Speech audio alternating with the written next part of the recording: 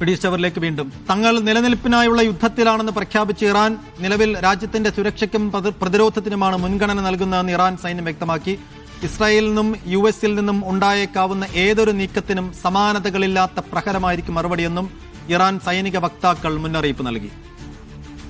MCA Nasar വിശദാംശങ്ങൾ നൽകും. Nasar, supreme commander കൊല്ലപ്പെട്ടെങ്കിലും ഇറാനെ സംബന്ധിച്ചിടത്തോളം എപ്പോഴും ഒരു നെക്സ്റ്റ് ലെയറിനെ അവർ തയ്യാറാക്കി വച്ചിരിക്കുമെന്നാണ് ഇറാന്റെ ഒരു ഭരണക്രമത്തെക്കുറിച്ചൊക്കെ മുമ്പേ വായിച്ചു കേൾക്കാറ്. അപ്പോൾ സുപ്രീം കമാൻഡറെ പോയാലും പ്രതിരോധ മന്ത്രി പോയാലും ഒക്കെ അടുത്ത ടീം സജ്ജമായിരിക്കും അവിടെ. അതുകൊണ്ട് പിന്മാറാൻ ഒരുക്കമല്ല എന്ന സൂചന കൂടി നൽകുകയാണ് ഈ ഘട്ടത്തിൽ ഇറാൻ. ഏറ്റവും ഒടുവിലത്തെ പ്രതികരണത്തിൽ മുന്നറിയിപ്പിൽ നിന്ന് വായിച്ചെടുക്കാവുന്നത് എന്തൊക്കെയാണ്? സൈഫുദ്ദീൻ, തീർച്ചയായിട്ടും. കാരണം തിരിച്ചടികളും പ്രധാനപ്പെട്ട പരമോന്നത ആത്മീയ നേതാവിന്റെ വധം സൃഷ്ടിച്ചിരിക്കുന്ന നടുക്കവും ഒക്കെ നിലനിൽക്കെ തന്നെ അതിശക്തമായിട്ടുള്ള പ്രത്യാക്രമണ പദ്ധതികളുമായി തന്നെയാണ് ഇറാൻ നേതൃത്വം മുന്നോട്ട് പോകുന്നത്. ഇതിന്റെ ഭാഗമായിട്ടാണ് അമേരിക്കയുടെ ഏറ്റവും വലിയ വിമാനവാഹിനി കപ്പലായിട്ടുള്ള എബ്രഹാം ലിങ്കണ് നേരെ ബാലിസ്റ്റിക് മിസൈൽ ആക്രമണം നടക്കുന്നു. ഇപ്പോൾ അല്പം മുമ്പാണ് തെലവീവ്, അതോടൊപ്പം തന്നെ ഹൈഫ ഉൾപ്പെടെയുള്ള പ്രദേശങ്ങളിലേക്ക്, ഇസ്രായേൽ പ്രവിശ്യകളിലേക്ക് അതിശക്തമായിട്ടുള്ള മിസൈൽ ആക്രമണം നടന്നതായിട്ടുള്ള റിപ്പോർട്ടുകൾ പുറത്തു വരുന്നുണ്ട്.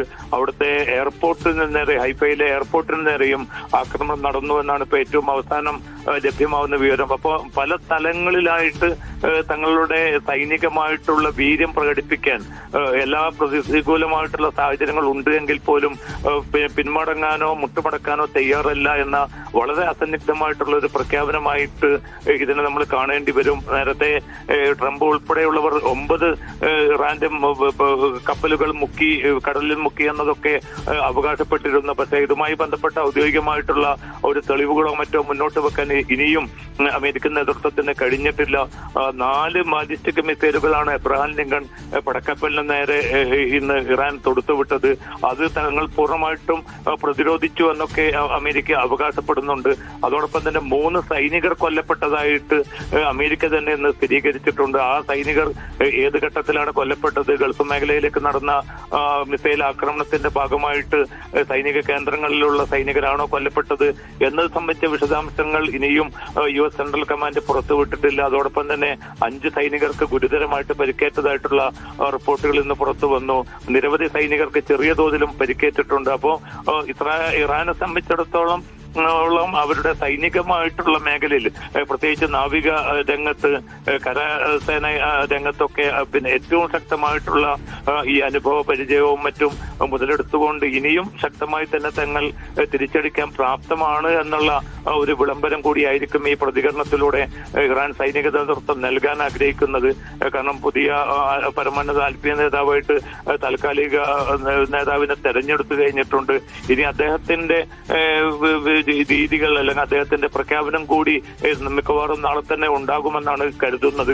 അപ്പൊ ഏതെങ്കിലും ഒരു അർത്ഥത്തിലുള്ള ഒരു അനുരഞ്ജന നീക്കത്തിനുള്ള ഒരു സാധ്യത പൂർണ്ണമായിട്ടും തുറന്ന് കിട്ടാത്തൊരു അവസ്ഥ കൂടി നിലനിൽക്കുന്നുണ്ട്. പക്ഷേ ഇറാൻ വിദേശകാര്യമന്ത്രി അബ്ബാസ് അറാഖ്ചി ഇന്ന് ഒമാൻ വിദേശകാര്യമന്ത്രിക്ക് നൽകിയിരിക്കുന്ന ഉറപ്പ് ഒരു പ്രതിസന്ധി പരിഹരിക്കാൻ അല്ലെങ്കിൽ സംഘർഷം ലഘൂകരിക്കാൻ തങ്ങളുടെ ഭാഗത്തു നിന്ന് സാധ്യമായിട്ടുള്ള എല്ലാ നീക്കങ്ങൾക്കും തയ്യാറാണ് എന്ന ഒരു സന്ദേശമാണ് കൈമാറിയിരിക്കുന്നത്. പക്ഷേ പ്രയോഗതലത്തിൽ ഇപ്പം അമേരിക്കൻ പ്രസിഡന്റ് ട്രംപും വ്യക്തമാക്കിയിരിക്കുന്ന പുതിയ ഭരണ നേതൃത്വം സംസാരിക്കാൻ സന്നദ്ധത അറിയിച്ച് തന്നെ ബന്ധപ്പെട്ടിട്ടുണ്ട്.